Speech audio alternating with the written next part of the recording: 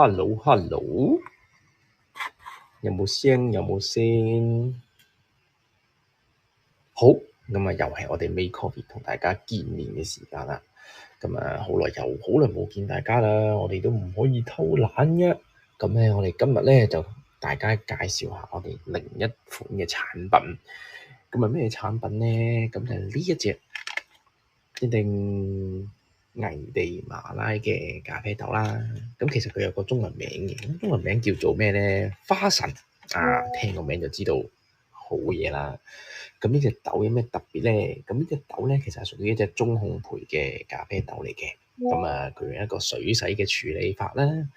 今日嚟緊可以再有機會嘅話咧，就同大家講下咖啡嘅烘焙度啦，或者佢嘅處理法啦，對佢嘅風味有啲咩唔同嘅影響，或者飲落去嘅口感有啲咩唔同嘅。咁啊，呢一款嘅咖啡豆啦，其實喺沖煮嘅過程嘅時候咧，就會聞到好香嘅花香味啦。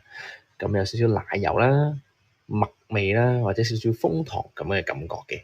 咁呢一款嘅咖啡咧，其實我自己咧就好中意咧，就拼蛋糕仔，係啦，即係下午茶咧整件 cake 嗰啲咧。咁其實呢一隻就好配合到嗰個嘅蛋糕，同埋可以即係好 chill 啊，係 chill。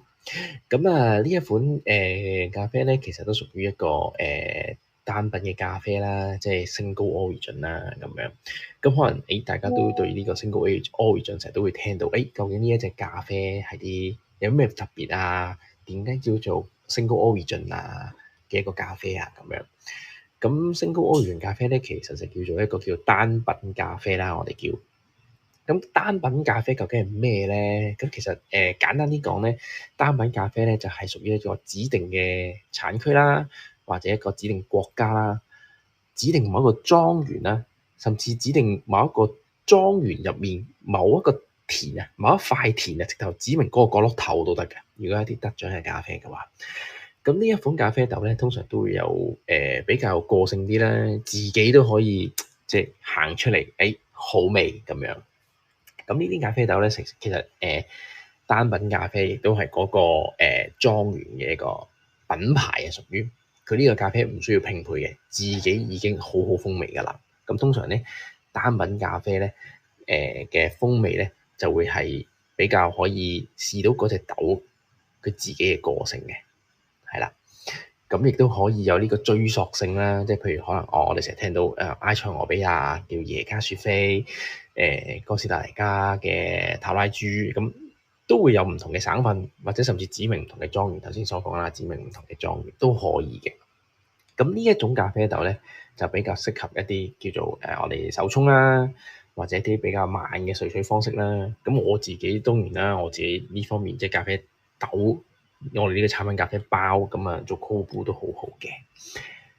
咁啊頭先講到啦，有單品咖啡，咁佢嘅另一個反方向係咩咧？係一個拼配嘅咖啡，咁亦都係我哋呢一款同埋呢一款，咁都係屬於一座拼配嘅咖啡豆嚟嘅。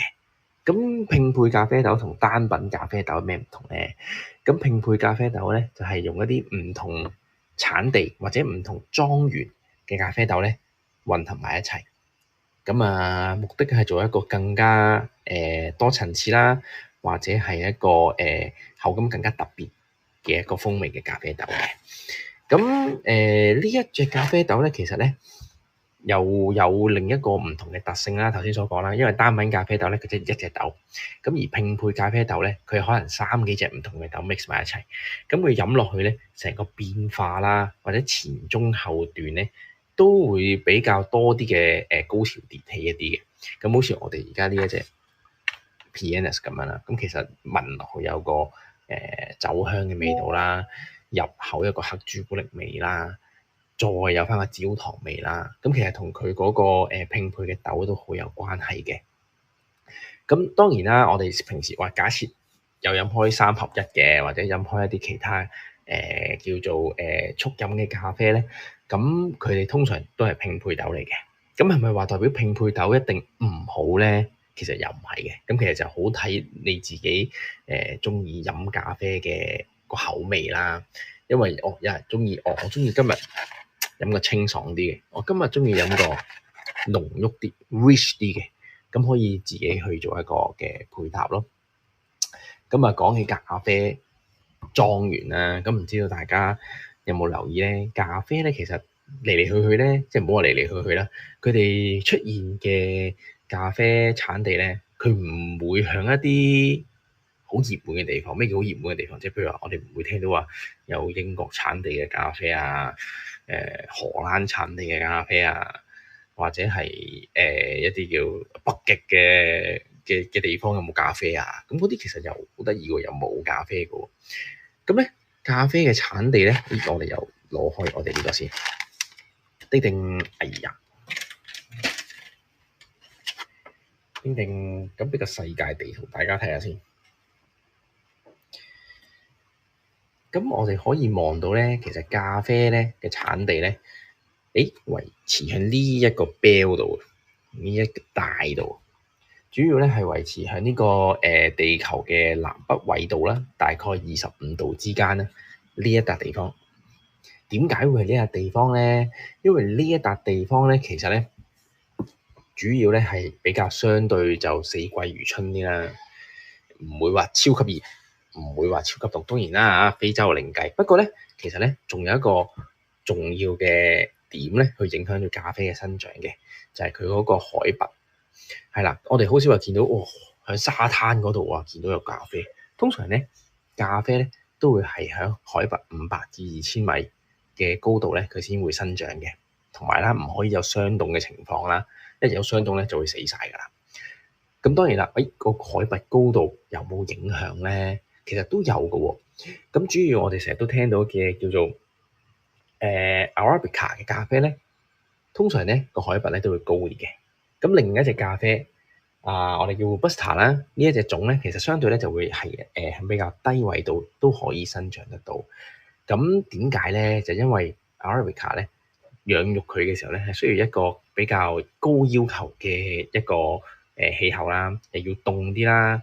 但係咧同時之間咧個土地又要 OK 啦咁樣。咁所以 Arabica 生產咧其實係比呢個Robusta 嘅成本咧係會貴啲嘅。咁當然啦，唔係話 Robusta 一定唔好飲嘅。咁出色嘅 Robusta 咧都可以做到 Single Origin 都可以嘅。咁但係普遍嚟講 Robusta 都係通常都係用啲商業豆啦。咁頭先講到啦，同一個咖啡嘅生長咧，同佢嘅地理環境好有關係啦。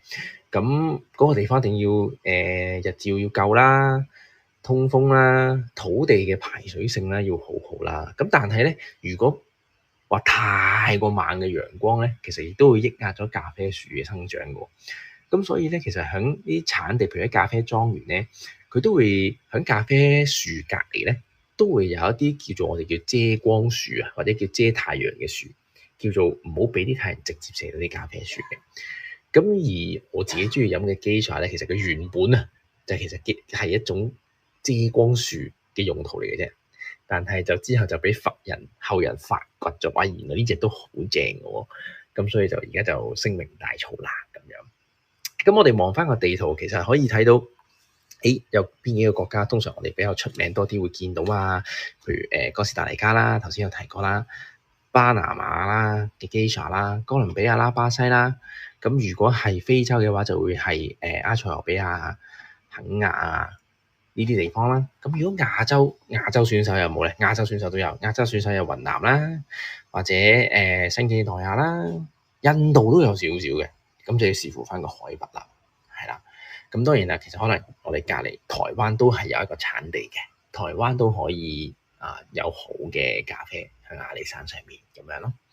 咁當然呢個喺整個嘅咖啡帶上面咧，其實同我哋另一個產品，即係唔係我哋嘅產品啦嚇，係另一種叫做雪茄加咖啡，又係好正。而雪茄嘅生長嘅附近生長嘅環境，其實同咖啡係好似嘅。咁所以咧就會有人話，一啖咖啡，一啖雪茄，人生嘅享受啊咁樣。不過咧細佬我唔食煙嘅，又唔可以話煙嘅，我又唔食雪茄嘅。可以有機會嘅時候再試下一邊嘆咖啡，一邊碳雪卡咁樣咯。咁今日半啡帶俾大家嘅資訊就係咁多先啦。咁我哋下次再見啦，拜拜啦。